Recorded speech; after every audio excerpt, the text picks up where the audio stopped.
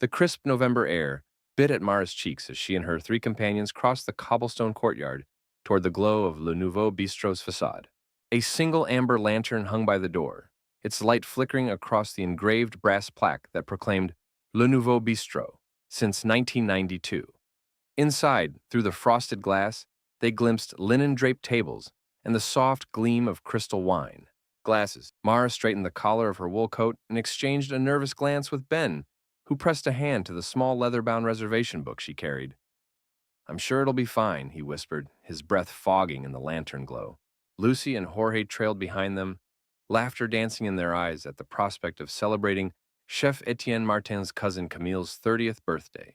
They'd secured a table for 4 weeks ago, a rare treat in this popular neighborhood haunt. And tonight's menu boasted special truffle-infused courses that still made their mouths water. Pushing through the heavy oak door, they were greeted by the soft murmur of conversation and the clink of silverware on porcelain. A plush burgundy runner led to the hostess stand, where a single gold-framed chalkboard listed the evening's specials: foie gras terrine, wild mushroom velouté, duck breast with sunchoke puree, and a surprise truffle dessert. The scent of roasting thyme and buttered shallots drifted through the air. Behind the stand stood Monsieur Dupont, the maître d'hôtel, in a perfectly tailored black vest over a crisp white shirt. His dark hair was slicked back, and his thin lips curved into a practiced, polite smile. He raised a manicured hand as the four approached. Ben cleared his throat and offered the reservation book. "Bonsoir, Monsieur Dupont. We have a reservation under—" Dupont's smile tightened. He consulted a small leather binder on the stand. "Ah, Monsieur Benitez," he said, voice as smooth as silk. "I regret to inform you that we are currently adhering to a new seating policy. No parties of four. We can accommodate 2 and 2, but not all 4 together." Mara's heart stuttered. "I'm sorry, no parties of 4?" She exchanged a baffled glance with Lucy. "We booked this table over a month ago." She laid her hand gently on the binder. "We're here to celebrate a birthday." Dupont raised a gloved finger. "I fully understand, madame, but corporate has decreed that in order to maximize seating and minimize wait times, we cannot seat any party of 4 or more." He gestured toward the gleaming tables, 2 tops and 3 tops occupied by couples and trios. "We can, of course, seat 2 of you immediately. The remainder, perhaps in 15 minutes. Lucy's eyes widened. 15 minutes? But we've all rearranged our schedules for tonight. She pointed to a trio of smiling diners at a 2-top near the window. "Couldn't you combine that table with another 2-top? There's plenty of space." Dupont's half-smile became rigid. "I'm afraid my instructions are explicit. 2 is the maximum party size per table this evening, and the wait for another table, if it becomes available, will likely exceed an hour." He tapped the binder closed. "I'm very sorry." A tense silence stretched. Mara felt blood rush to her face. She forced a calm smile, trying to salvage the evening. "We'll split up then," she said, voice small. 2 at a time." She looked to Ben for support. He shrugged wearily and nodded. "Yes, that must be it." Jorge and Lucy exchanged reluctant glances, but gathered themselves. As they stepped back, Dupont continued without warmth. "Right this way, monsieur et madame." He led 2 of them to a slender table tucked behind a potted ficus, then returned to the hostess stand as the other 2 took their places. The soft light and whispered conversations resumed around them as though nothing had transpired. Mara sank into her chair, head spinning with embarrassment and anger. Across from her, Ben stared at the menu as though seeing it for the first time. The elegant script seemed suddenly mocking. Lucy sat stiffly, her excitement drained, while Jorge scanned the dining room as if searching for an escape, unaware of the drama unfolding mere feet from his kitchen door. Chef Etienne Martin wiped his brow under the steam-fogged window pane of the pass-through. In the back of the kitchen, his Aunt Simone and Uncle Jacques leaned against the prep table, tearing off ribbons of bright red peppers from their farm's latest heirloom crop. They had arrived early, eager to celebrate their niece's birthday, with the culinary creations they had helped bring to life.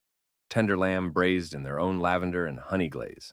Etienne caught the pair's happy chatter and felt a pang of anticipation. He believed tonight would be the perfect moment to thank them publicly. A small toast, a surprise dessert crafted in their honor. Only moments later, the maître d'hôtel's dismissive wave would carry the echoes of refusal down to the candlelit tables.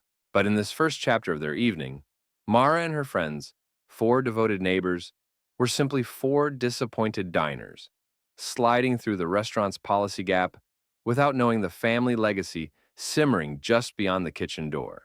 They nursed their drinks in hushed frustration, the menu's promises drowned beneath the maître d'hôtel's cold policy, unaware that the true feast and the true apologies awaited them in the hidden warmth behind the stoves. By the time the last flicker of sunset surrendered tonight, Le Nouveau Bistro's kitchen was alive with clattering pans and the low roar of the six-burner stove. Stainless steel gleamed under harsh fluorescent lights, and the air pulsed with warm currents of thyme and butter. At the center of it all stood Chef Etienne Martin, tall, lean, apron-dusted with flour. His hands a blur as he plated seared foie gras atop brioche rounds, each one crowned with a single, jewel-like grape. He had learned to trust his senses above all. The subtle hiss of a sauce reducing, the earthy perfume of wild mushrooms coaxing steam from a copper sauté pan. But tonight, something in the kitchen felt off, an undercurrent of tension that no amount of seasoning could mask. Etienne glanced toward the pass-through window, where white-gloved hands on the other side had begun to fumble with a small stack of reservation tickets. "Chef?" called Julien, his youngest sous chef, voice low enough not to startle the garde-manger at the far end. A party of four was just turned away at the door. Reservation under Martin. They insisted on 4 seats together. Said it was for the chef's family. Etienne's heart lurched as he scrubbed his fingers under the cold water faucet. "Martin?" he echoed, swallowing against a sudden dryness in his throat. He set down his spoon, wiping his hands on his apron, and strode through the narrow corridor toward the front of house. Around him, the brigade fell silent for a heartbeat, each cook sensing the storm about to break. In the dining room, Monsieur Dupont, the maître d', stood by the hostess stand, arms neatly folded. He offered the chef a mechanical bow. "Chef Martin, good evening. I'm so very sorry, but the policy is absolute. No parties of 4. I regret that your family cannot be seated together at this time." Etienne's jaw clenched. He peered past Dupont into the dining room's warm glow, spotting 4 figures standing on the marble floor. Elderly, bundled in coats, their faces etched with confusion and disappointment. Aunt Simone, her silver hair wound in a neat coil. Uncle Jacques, shoulders stooped, yet dignified. And beside them, Aunt Colette and Uncle Marcel, each bearing the quiet grace of farmers who had tended the restaurant's heirloom vegetables for decades. "My family?" Etienne rasped, every syllable laced with disbelief. "You turned away my Aunt Simone and Uncle Jacques?" Dupont's face paled. "They did not present themselves as the chef's relatives, chef. I apologize." "Apology accepted," Etienne ground out, voice low but lethal. He dropped to one knee so that Dupont could hear him without the chatter of the dining room. "Those two," he pointed at Simone and Jacques, "bring tomatoes that taste like summer, squash that hums with honey, kale that crackles under your fork. Without them, my menu dies." "And you turn them away," Dupont stammered. "Chef, I—" But Etienne rose, anger radiating from him like heat from the stove. No more excuses. He pivoted on his heel and marched back to the kitchen, his heavy boots echoing down the service corridor. Behind him, the brigade watched in awed silence as Etienne returned to the heart of his realm.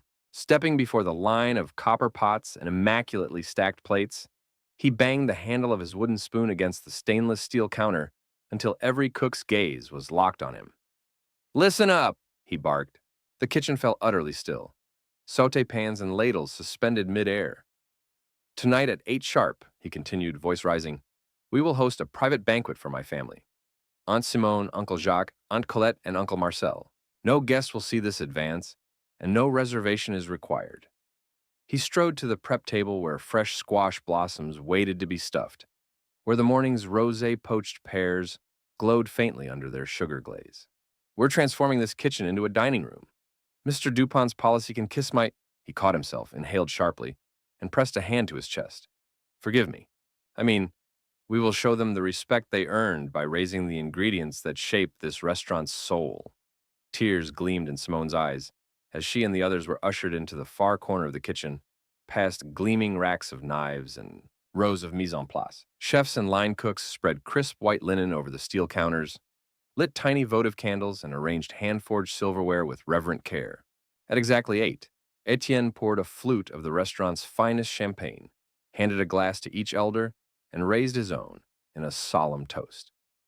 To the hands that feed the soul of Le Nouveau Bistrot, he said, voice thick, may this community always know the roots of its flavor. In that hidden banquet beneath the hum of the hoods and the glow of under-counter strip lights, plates laden with lavender honey lamb, mushroom-studded quiche, and saffron risotto passed from cook to honored guest, laughter and tears mingled in equal measure, as Simone sampled a spoonful of carrot ginger velouté, her smile softening the sternest faces in the kitchen brigade. Outside, the dining room carried on, guests unaware that behind the swinging doors, the true heart of their favorite bistro throbbed in quiet gratitude. And in the kitchen's warm cocoon, Chef Etienne Martin vowed that no policy would ever again eclipse the family and farmers who had sown the very seeds of his success. The clatter of dinner service was in full roar when Chef Etienne Martin returned to his domain, fury momentarily eclipsed by purpose. The line cooks were elbow deep in tonight's special, a saffron-tinted seafood bouillabaisse simmering in a vast copper pot. The pastry chef hovered over a tray of delicate chocolate truffles, each one gleaming like a dark jewel.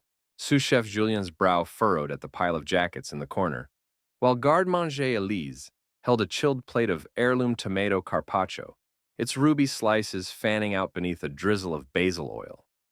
Etienne raised his voice above the din. "Stop!" The stove flame sputtered to stillness, pans slid into sinks, the overhead exhaust hoods whispered their relief. In the sudden hush, every eye turned to the chef, shining with curiosity and a touch of fear. He strode to the center of the kitchen and laid out the plan, voice firm but earnest. Monsieur Dupont has turned away my family, Aunt Simone, Uncle Jacques, Aunt Colette, and Uncle Marcel, without knowing who they are. Tonight, they dine here. Not in the dining room, here, with us. His hand swept across the gleaming surfaces of stainless steel tables and the walls lined with gleaming copper pots. We transform this kitchen into a private dining room. We honor those who grow our food. A murmur of astonishment rippled through the brigade. Julien's mouth hung open. Elise blinked in surprise. Even the dishwasher paused from stacking plates. Etienne continued, eyes flashing. I need white linens, candles, the porcelain chargers from table 9, and the silver service spoons from the pastry station. Move quickly. Our guests arrive in 10 minutes. Within seconds, the brigade sprang into motion. The commis chef dashed to the supply closet and returned with folded linen tablecloths. Julien and Elise carried wobbly stacks of plates onto the island work table. A pastry assistant bore a crate of taper candles, their wax still warm from the manufacturer's finish. Etienne himself led Simone and Jacques, and their friends, through the swinging door behind the service line, past the confusion of diners in the main room, into the hush of the kitchen's hidden recess. The elder's eyes widened at the sight of the transformation. Crystal candlesticks gleamed atop vintaged oak work tables now swathed in linen, their edges brushing the ground. Flower arrangements of zucchini blossoms and lavender, picked that afternoon by Simone, adorned each table. The overhead lamps had been dimmed. The only light came from the flickering candlelight and the soft glow of the stove pilot lights. Etienne guided them to their seats as the kitchen staff formed a silent fan around them. He bowed deeply. Welcome, my dearest family, he said, voice rich with emotion.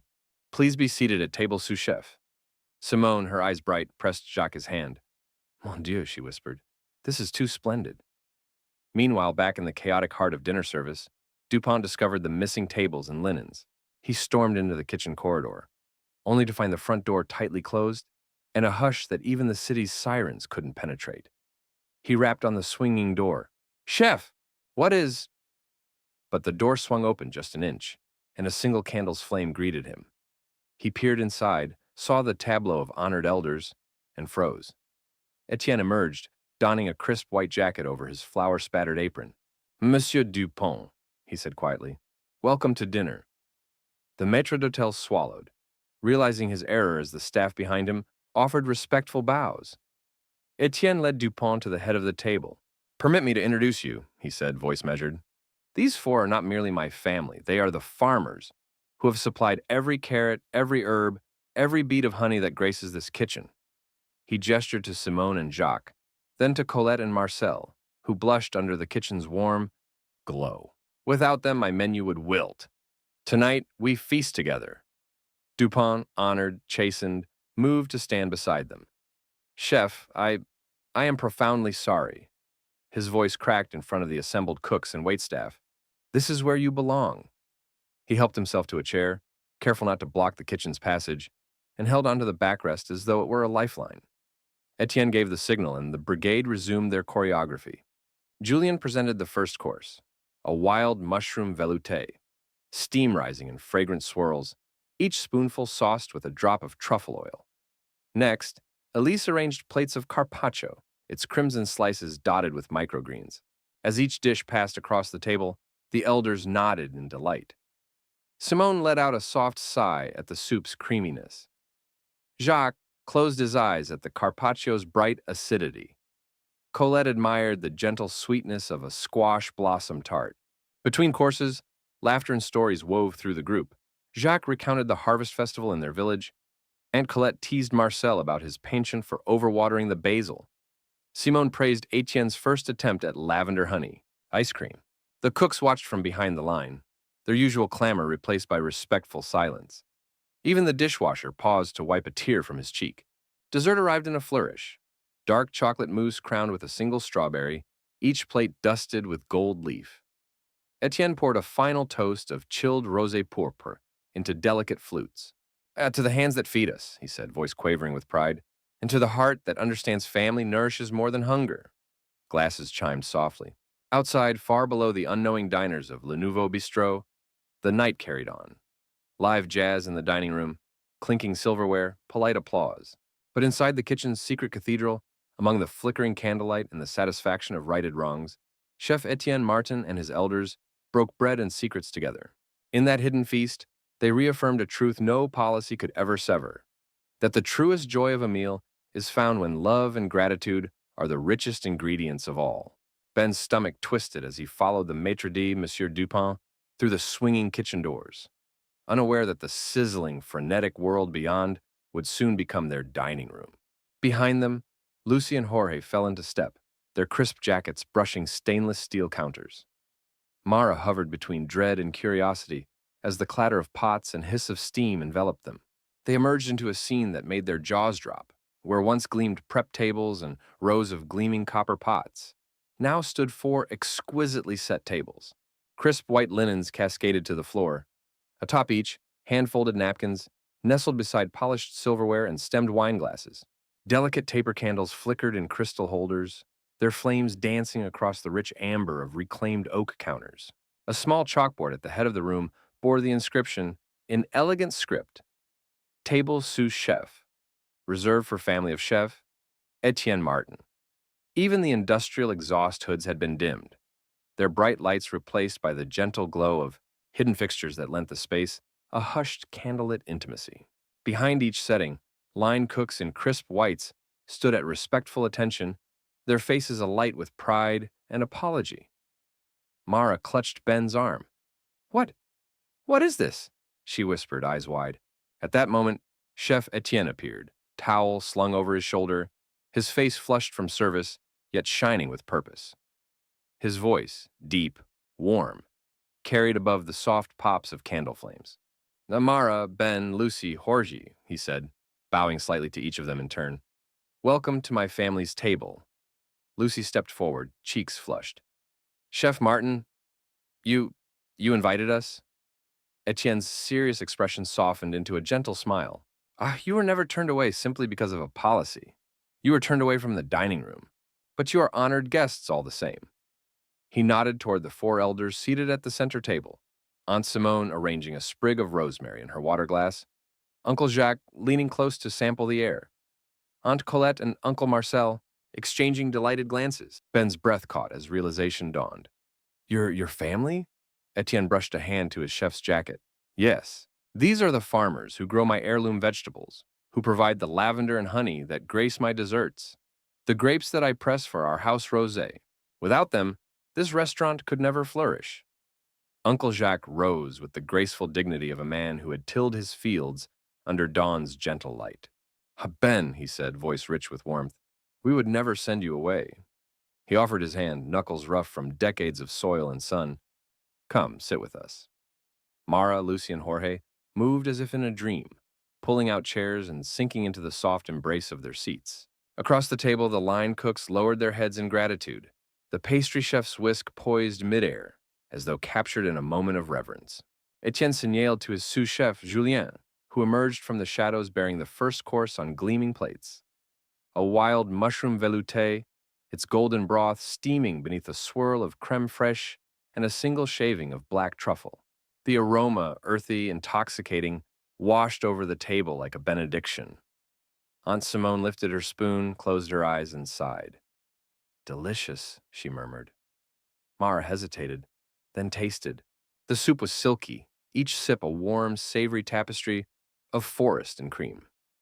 Jorge let out a soft wow as the flavors unfolded on his tongue.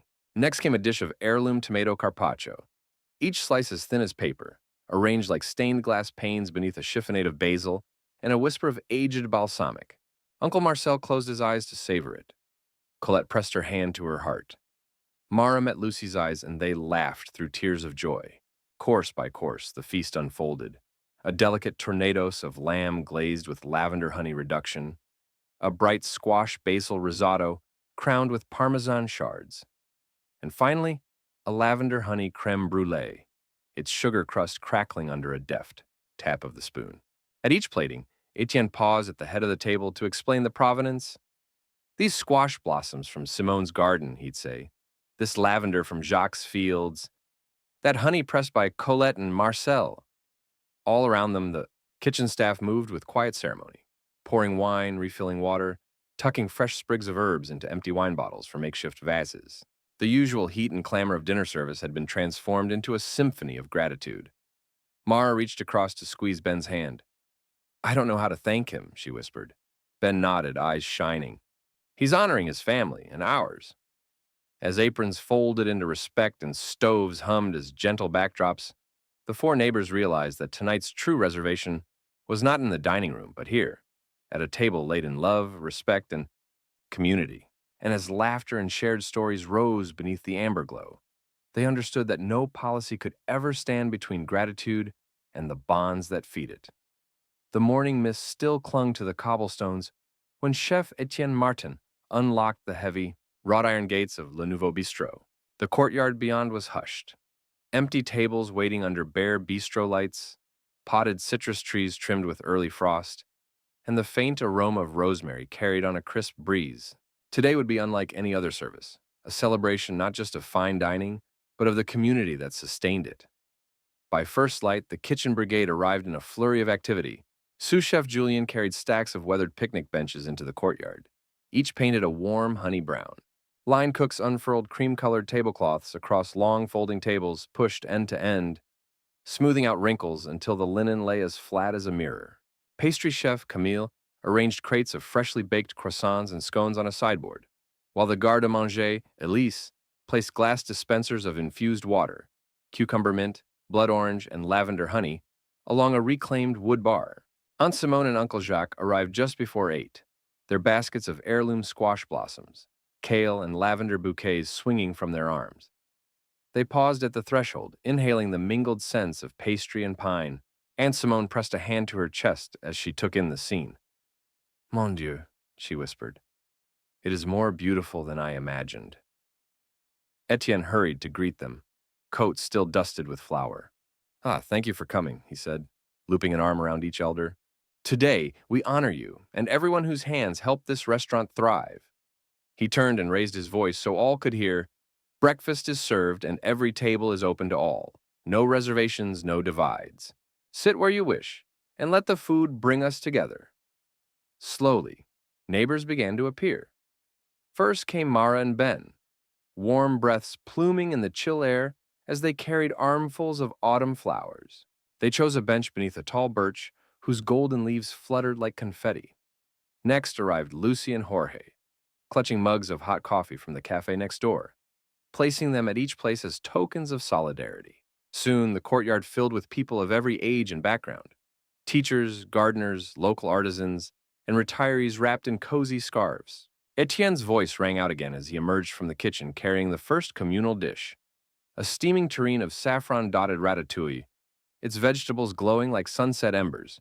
He placed it on the nearest table and waved a ladle. Help yourselves!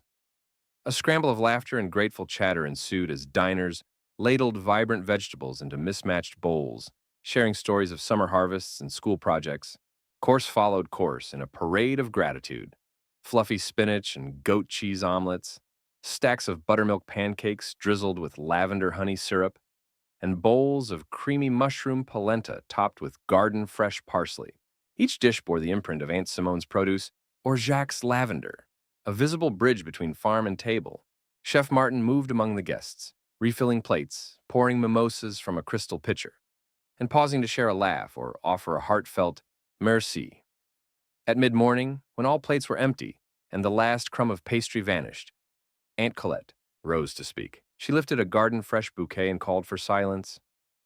"We came here this morning as 4 elders, turned away by policy," she said, her voice clear and strong.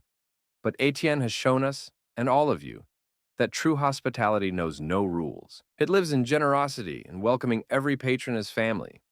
A cheer erupted, hands clapping on tables and benches alike. Aunt Colette smiled at Etienne, pride shining in her eyes. He stepped forward, took her hand, and said, "Today we rewrite the rules. At Le Nouveau Bistro, every table is open, every guest valued, and every meal a chance to grow our community." As the crowd dispersed, some lingering to chat, others drifting, off with warm mugs in hand, Etienne surveyed the courtyard. The tables were strewn with wildflower petals, empty bowls glinted under the noon sun, and the air thrummed with the glow of shared experience. Mara found him, studied his flower-speckled jacket, and said softly, "You've done more than feed us. You've reminded us why we gather." He nodded, looking toward the kitchen door, where a single copper pot still steamed with the final dregs of broth. "Food brings us together," he replied. "But it's our hearts, open and unreserved, that keep us family." In the days that followed, locals would speak of that breakfast as the moment Le Nouveau Bistro truly belonged to Maplewood. The policy against parties of 4 was quietly set aside, never to return, and in the community garden across the street, new seedlings took root, nurtured by the same spirit of inclusion and gratitude that had filled the courtyard at the season's first harvest feast.